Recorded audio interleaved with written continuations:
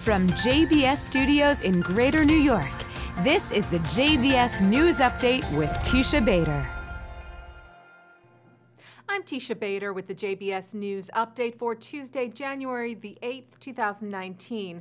After an extensive manhunt lasting several weeks, Israeli security forces arrested the Palestinian terrorist believed to have murdered 2 IDF soldiers last month.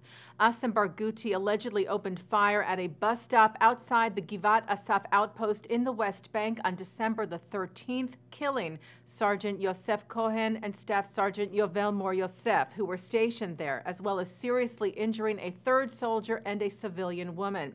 Israel's security agency, the Shin Bet, said the terrorist was taken into custody today without a shot being fired.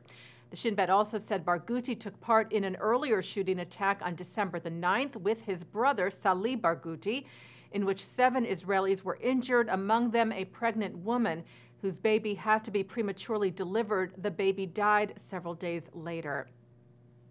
U.S. Secretary of State Mike Pompeo arrived in Jordan today, part of U.S. meetings with Middle East allies after the announcement of the future withdrawal of American troops from Syria. Jordan's Foreign Minister Ayman Safadi told Pompeo that Israel has to eventually leave the Golan Heights.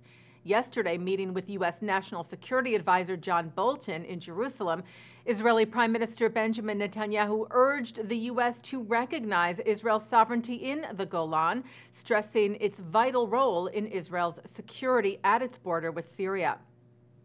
Well, more political announcements from Israel today. Retired IDF Major General Uzi Dayan said that he will run in the Likud's primary elections with the goal of becoming Israel's next Minister of Defense. Dayan, whose uncle was the famous Israeli General Moshe Dayan, has been a member of Likud since 2008. And another retired general, Brigadier General Gal Hirsch, said he is forming a new political party. Hirsch, who has faced some controversy over business interests, said his party will be called Magen Yisrael, or Shield of Israel.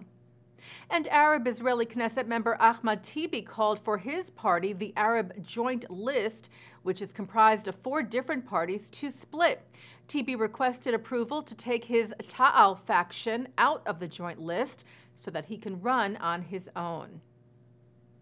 A painting that was stolen by the Nazis during the Holocaust was returned to the family of its original and rightful owner. Portrait of a seated young woman by Thomas Couture was part of a massive collection found in the Munich apartment of the late Cornelius Gurlitt, who inherited some 1,500 pieces of art from his father, Hildebrand Gurlitt, known as art dealer to the Nazis, including to Hitler. The painting was handed over today to the heirs of the original owner of the painting, Georges Mandel, who was a French Jewish politician and resistance leader.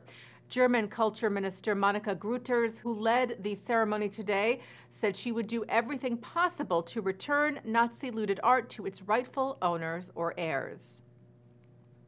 Well, Jewish organizations are responding to comments made this week by newly inducted Congresswoman Rashida Talib about recently introduced anti-BDS legislation.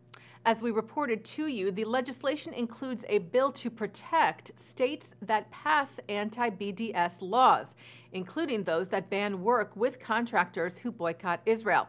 It was presented in Congress last week by Republican Senators Marco Rubio and James Risch. Talib, whose parents are Palestinian immigrants, tweeted on Sunday, referring to the senators, "They forgot what country they represent. This is the U.S., where boycotting is a right and part of our historical fight for freedom and equality."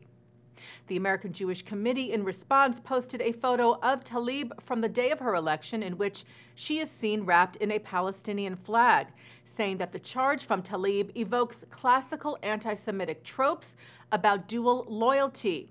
In this case, applied to some lawmakers, they noted, who are not even Jewish, that have no place in our political discourse. Adding, ironically, it was Representative Talib who took the unusual step of wrapping herself in a foreign flag upon winning election to Congress, and who said she would serve as a voice for another nation. They called on Talib to apologize for her offensive remarks. CEO of the Anti-Defamation League, Jonathan Greenblatt, wrote that intentional or not, this could be interpreted as offensively insinuating dual loyalty, a trope with a long and troubling history. It's possible to engage in the democratic process without claiming the other side is disloyal, adding that the ADL has asked Talib to clarify her remarks. Taking a look now at our programming for tonight on JBS for Tuesday, January the 8th at 7 o'clock, NYU's Rabbi Yehuda Sarna speaks with Orthodox Jewish students about their interfaith initiatives.